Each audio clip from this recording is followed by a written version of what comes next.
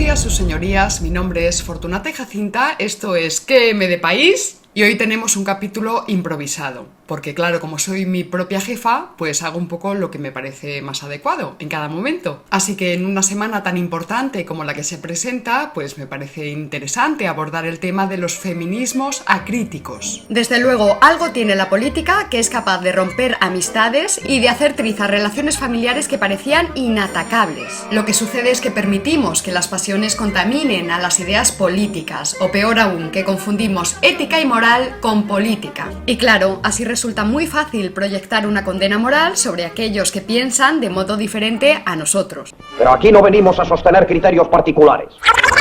Si yo estoy convencido de estar defendiendo el bien, lógicamente pensaré que aquel que se me opone es porque defiende al mal, y que por tanto merece todo mi desprecio y la extinción. Por eso es importante sacar a las cuestiones éticas y morales, y por supuesto también a las políticas, de las categorías puramente psicológicas y subjetivas. Como el tema de este capítulo es muy candente y seguramente encenderá graves polémicas, aclararé antes de nada que aquí no vamos a hablar de feminismo en un sentido doctrinal o histórico del movimiento, sino que atacaremos algunas de las excrecencias ideológicas que se generan en su entorno. Pero para ello tendremos que abordar algunas cuestiones filosóficas importantes.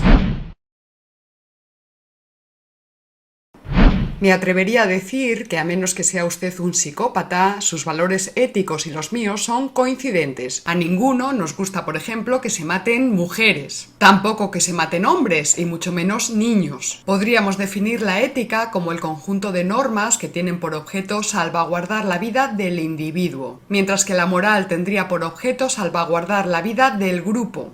Esto es, la moral sería el conjunto de valores y de normas que ya son grupales, que son aceptadas por costumbre y que varían de unas culturas a otras. A menudo los valores éticos coinciden con los valores morales.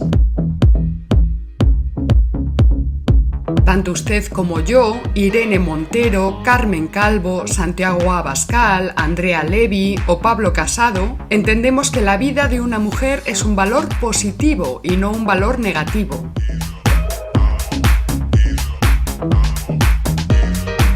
También entendemos que el asesinato de cualquier mujer, en cualquier circunstancia, es moralmente reprobable. Ahí ya entra la moral, que siempre es grupal. Es decir, las sociedades aztecas justificaban, por ejemplo, los sacrificios humanos. Desde su punto de vista grupal eran moralmente aceptables, desde el nuestro no. A veces las normas morales y las normas éticas entran en conflicto. Sería, por ejemplo, el caso de ETA.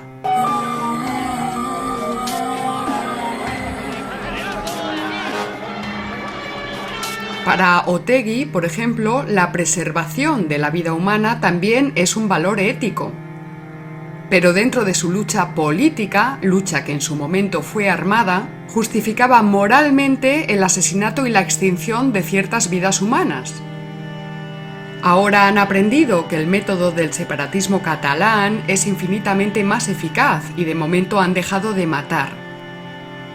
Su corrupción moral, al igual que la de los secesionistas catalanes, es ya de otro orden. Now, before it's too late. Help Catalonia. Save Europe.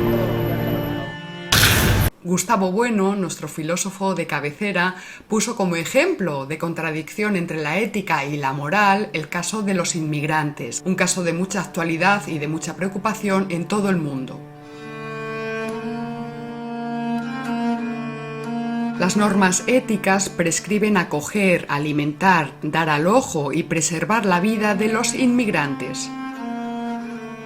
Sin embargo, desde la moral, que se aproxima más a la política, hay una obligación a limitar el número de inmigrantes que puede acoger un país. Porque si nos dejamos llevar por la ética, entonces la economía española se hundiría. La española, la sueca, la mexicana, la japonesa, etc.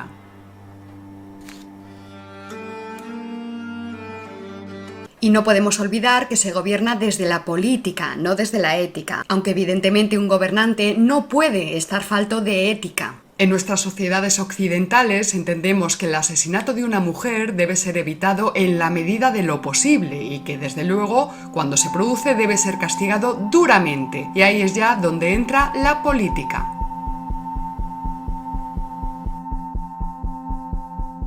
Lo que intento dejar clarísimo, es que a este respecto, las diferencias que pueda haber entre una Irene Montero, lideresa de Podemos, y un Santiago Abascal, líder de Vox, no son diferencias éticas ni morales, sino diferencias políticas.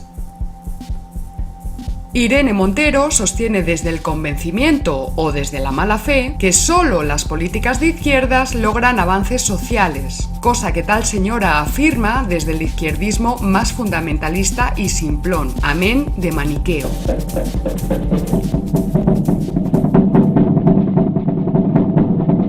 Esto diría cualquier persona normal. Desde este canal constatamos, sin embargo, y cada día más, que las sociedades se desarrollan y se transforman de una forma orgánica, no a golpe de martillazo de unas presuntas derechas depredadoras y de unas supuestas izquierdas angelicales que vendrían a remediar todo el mal que las otras han hecho antes, o al revés. Ni las izquierdas son el mal absoluto, ni las derechas tampoco, ni mucho menos son el bien per se, ninguna de las dos. Claro, esto debería ser de perogrullo, ¿verdad? Pero como vivimos en esta dictadura del maniqueísmo, pues parece que hay que advertirlo una vez y otra y otra. Para dejar clara nuestra postura, y porque cada vez pues me preguntan más, les diré que las preocupaciones, los objetivos o las opiniones políticas de Fortunata y Jacinta son dos. Unidad territorial y defensa de la nación española, que quiere decir defensa de la nación como instancia de decisión política. Porque desde la Revolución Francesa, los individuos, en tanto partes del todo social como ciudadanos, esas partes somos los ciudadanos, participamos de la soberanía nacional y lo hacemos de forma directa, no a través ya de estamentos o de nuestra condición social. Es decir, la nación española la conformamos el conjunto de todos los españoles y no es patrimonio de una familia o de una casta política, que se crea con el derecho de decidir qué es o qué no es España, o que se crea con el derecho a decidir sobre cuestiones territoriales, por ejemplo, que son importantísimas, los límites, las fronteras. Pues no, señor, esa decisión recae sobre la nación, que para algo es soberana. El derecho a decidir es un robo, porque Cataluña es tan mía como de los catalanes, del mismo modo que Castilla y León pues están de los catalanes como mía. Si yo ganara este asunto, figúrate. Para resumir, nación política se opone a privilegio, porque nación significa igualdad isonómica ante la ley. La nación como soberana es un hallazgo de la izquierda y no de la derecha, aunque luego pues estas izquierdas hayan perdido el norte. Bueno, el norte, el sur, el este y el oeste. ¿Y qué hacen los guardias?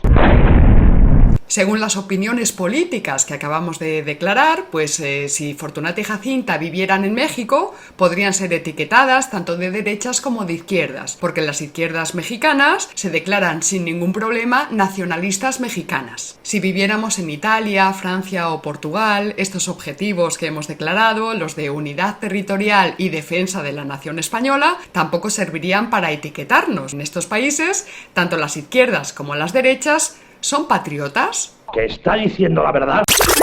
En España, sin embargo, quienes defendemos a la nación española solemos ser clasificados desde las izquierdas como extrema derecha, fachas y franquistas. La verdad es que esto del maniqueísmo es fatigoso total, y es que los medios de comunicación le tienen frito el cerebro a muchos españoles. ¡Qué calamidad!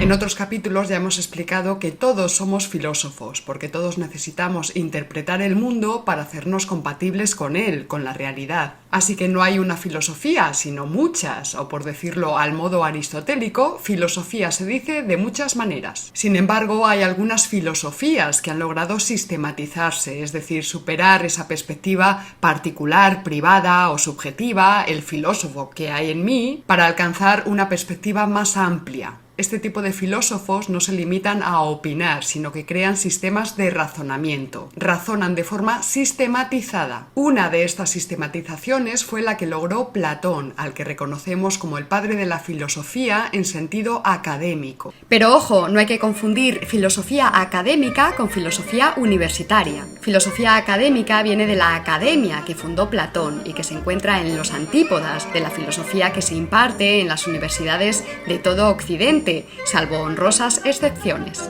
Platón mandó inscribir en el frontispicio de su academia el siguiente lema: que no entre aquí quien no sepa geometría. Lo explicamos brevemente. La tradición que inauguró Platón fue la de una filosofía en sentido estricto. Esto quiere decir en sentido riguroso, una filosofía que tiene un proceder racionalista y crítico.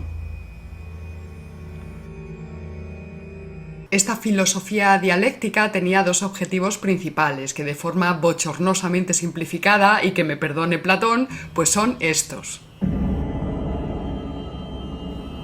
Por un lado, atacar a las ideologías, la demagogia, los sofismas, los mitos oscurantistas, las supersticiones, los prejuicios, las indefiniciones, etc. Y por otro lado, analizar las ideas. La tarea de la filosofía es el análisis de las ideas, ideas como identidad, esencia, causa, todo, parte, finito, infinito, democracia, libertad, paz, autodeterminación, cultura, nación, etc. Filosofía crítica es la que se realiza, por ejemplo, en los diálogos de Platón. Ante un problema concreto, Sócrates presenta una serie de alternativas posibles y va descartando lógicamente, como si fueran silogismos, las que llevan al interlocutor a contradicciones. Esta técnica de Sócrates se conoce como mayéutica, que viene del oficio de las comadronas. La filosofía crítica ayuda a dar a luz a las ideas, a descartar las falacias argumentativas y a desvelar las ideologías, esto es, los pensamientos adulterados y gremiales que atraviesan los discursos de los políticos. Porque no olvidemos que Platón arremetía duramente contra los sofistas de la polis griega, que hoy día podríamos comparar con los intelectuales, a los que Gustavo Bueno señaló como los nuevos impostores. El proceder de este tipo de filósofos, como Platón, es semejante, por tanto, al del geómetra, que razona sistemáticamente y no de forma subjetiva, emocional o según intereses privados o gremiales. Por tanto, cuando desde este canal invitamos a los feministas acríticos a transformarse lo antes posible en geómetras o geómetros, estamos haciendo referencia a esta idea de Platón: eliminar en la medida de lo posible las pasiones y la mala fe de nuestros razonamientos, al igual que hace el geómetra o el matemático. Valga como aclaración que nosotros compartimos, evidentemente, las reivindicaciones del feminismo clásico. Por simplificar, igualdad jurídica y civil entre mujeres y hombres.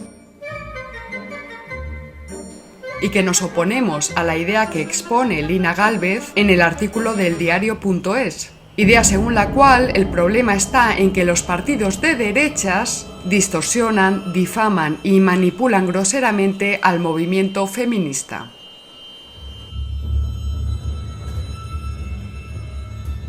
Querida Lina, el problema me temo que es bastante más complicado que eso. El movimiento feminista no es unitario, ni teóricamente puro, nada lo es, tampoco lo fue el marxismo ni el cristianismo, sino que en nombre del feminismo se dicen y se hacen muchas cosas, algunas muy nobles, otras nefastas.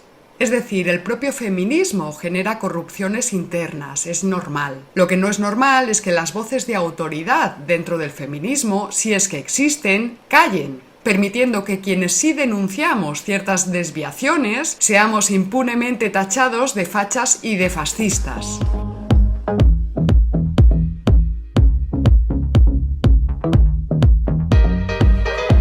Lo verdaderamente deseable, sano y productivo a nivel social, legislativo y político sería que estas voces de autoridad, si es que existen, insisto, fueran las primeras en denunciar públicamente las aberraciones ideológicas que se dicen y se hacen en nombre del feminismo. El argumento del diario.es es más o menos el siguiente: si las derechas critican al feminismo es porque mienten, o bien porque lo que desean de verdad, aunque estas derechas no se atrevan a decirlo, son políticas que vayan en contra de la mujer, para perpetuar la desigualdad que provocan sus rebajas fiscales, los privilegios a los bancos y a las grandes empresas, las reformas laborales que dejan a las y los trabajadores sin capacidad de negociación, haciendo el empleo incompatible con el cuidado y con la vida. O sea que si yo misma critico algunos de los discursos que se dicen en nombre del feminismo es porque voy en contra de las mujeres. O porque soy una pobre ingenua que no me entero de la misa a la media. O porque soy de extrema derecha. O extrema derecha. Evidentemente, el argumento de Lina Gálvez es un argumento falaz. En este canal no utilizamos la expresión feminismos radicales, sino feminismos acríticos. Y lo hacemos, insisto, porque el feminismo no es un movimiento uniforme, cohesionado o históricamente lineal, sino que está atravesado por numerosas nebulosas ideológicas. Muchas personas han renunciado a un diagnóstico personal tras aparecer Vox en el escenario político. No estoy de acuerdo con ciertos feminismos, por ejemplo. Vox utiliza el mismo argumento que yo. Se ha identificado a Vox como extrema derecha. Yo no quiero tener nada que ver con Vox. Esto es pensamiento acrítico. Este tipo de personas saben que el precio de hacer visibles ciertas corrupciones es alto. Lo más suave que te pueden llamar es franquista y fascista. Lo más duro, que te llamen sumisa, alienada o ignorante. Lo más lamentable, pues que te digan que con tu crítica al feminismo estás alimentando a las fuerzas del mal. O sea, a las satánicas derechas.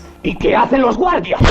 Este tipo de comentarios son fruto de un pensamiento acrítico y lo más grave, insisto, es que las voces de autoridad, que desde el feminismo teórico, filosófico y político deberían ser las primeras en denunciar estas aberraciones ideológicas, pues callan. Y si callan, será por algo. O si callan, podría ser también porque el feminismo clásico, ese al que yo se supone que todavía respeto, pues a lo mejor es que se ha disuelto, ha desaparecido. Perdone su señoría, si el señor fiscal ha aludido a los antecedentes, ¿por qué yo no puedo referirme a los consecuentes?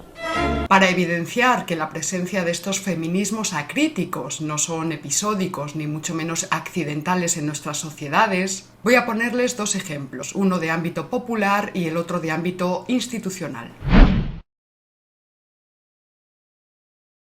Tras el incendio de Notre Dame, una activista publicó un tuit en el que venía a decir algo así como que ese edificio había sido construido por hombres blancos, heteros, europeos y cristianos, y que ni las mujeres, ni los LGTBI, ni los judíos, ni los musulmanes debían lamentar su pérdida, pues para ellos debía ser más bien un símbolo de opresión e intolerancia. No recuerdo ahora si en respuesta a este tuit o a otro, ese mismo día, alguien dijo lo siguiente: el destino es gilipollas. Pudiéndose quemar la Almudena de Madrid, va y se quema Notre Dame. Estas son las nebulosas ideológicas a las que nos referimos. Son muy graves y son recurrentes, no son anecdóticas. El tuit de esta chica alcanzó en pocas horas los 4.000 me gustas y otros tantos retweets. Para que se hagan una idea, un tuit de Fortunata y Jacinta puede llegar a alcanzar con suerte los 100 me gustas en un día. Un tuit de Rosa Díez, la de UPyD, logra unos 500 me gusta en un día. Inés Arrimadas entre 600 y 1000. Con Pedro Sánchez hay mucha variación, pero la media es de unos 2000. Un tuit de Gabriel Rufián, publicado hace 9 horas, tiene ya 9000 me gustas.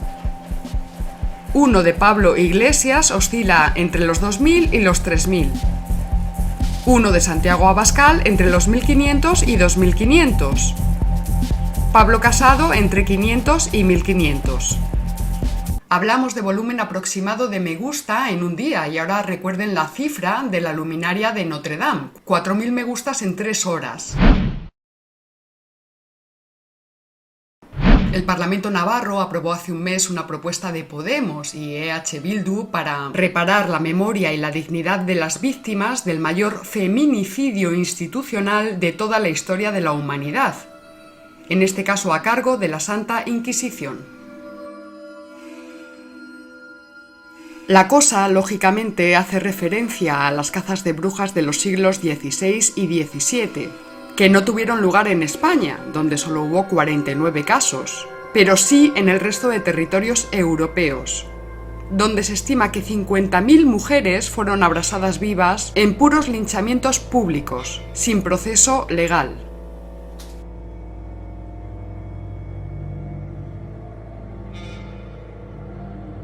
No me voy a extender en este asunto porque espero que hayan visto ustedes el capítulo que Fortunata y Jacinta dedicó a la Inquisición española. Solo quiero señalar que este es un ejemplo claro de vergonzoso oportunismo político, sostenido desde un estado de opinión aceptado acríticamente. La reaccionaria España y los curas cometieron el mayor feminicidio de la historia. Que un grupo de niñas bobas se disfracen de vacas lecheras para denunciar que ordeñar a las vacas es una práctica machista me parece algo anecdótico. Que dos partidos políticos pagados con el dinero de todos los españoles, representados en nuestras instituciones y que cuentan con millones de votantes, abanderen este tipo de acciones políticas es grave de narices y lo hacen en nombre del feminismo.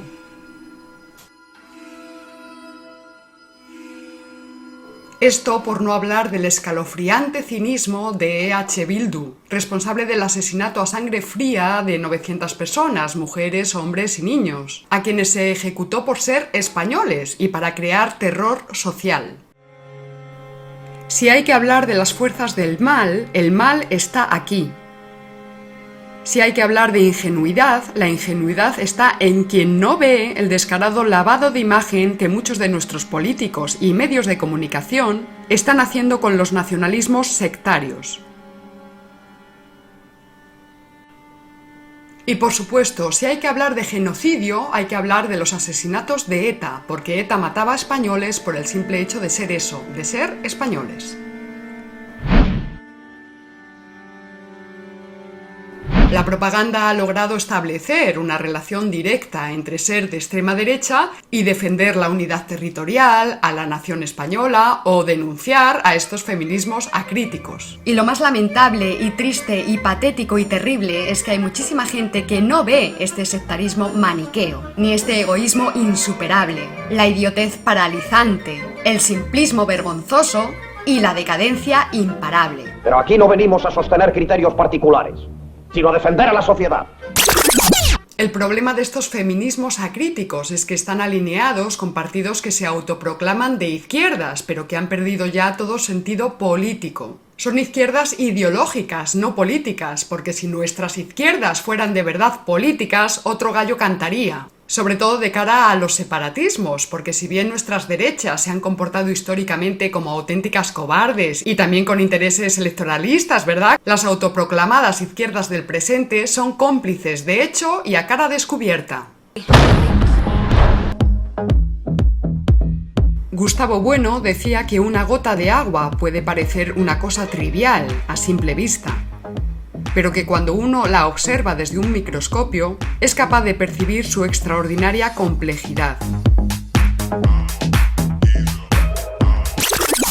Pues lo mismo sucede con España, el simplismo de explicarlo todo a través de buenos y malos, izquierdas y derechas, progresistas y conservadores, seres angelicales y demonios fascistas, nos sigue dejando atónitas. Cada día, sin embargo, se extrema más esta postura. Gane quien gane las próximas elecciones va a resultar nefasto, porque la mitad de los españoles se va a sentir amenazada. Estarán convencidos de que les gobierna el demonio. Y a algunos todo esto nos suena a algo muy turbio, muy feo y muy doloroso que tuvo lugar en España hace ya bastante tiempo. Algo de lo que al parecer no hemos aprendido mucho, entre otras razones porque hay muchísimos españoles que realmente todavía no se han enterado de lo que entonces sucedió. Y hasta aquí este capítulo de ¿Qué M de País? Les deseamos a todos un fin de semana llevadero, sean ustedes valientes y no se olviden de la geometría. Les recordamos que pueden localizarnos en redes sociales y que en la caja de descripción de YouTube aparecen los enlaces de interés, por si quieren ustedes colaborar en el sostenimiento material de este proyecto. ¿Para qué hemos estudiado tanto? ¿Para qué hemos escrito tantas leyes, tantas enmiendas, tantas aclaraciones? ¿Para qué hemos añadido tantos miles y miles y miles de artículos en los códigos? Desde Justiniano hasta nuestros días. ¿Para hablar? ¿Para razonar como cualquier hijo?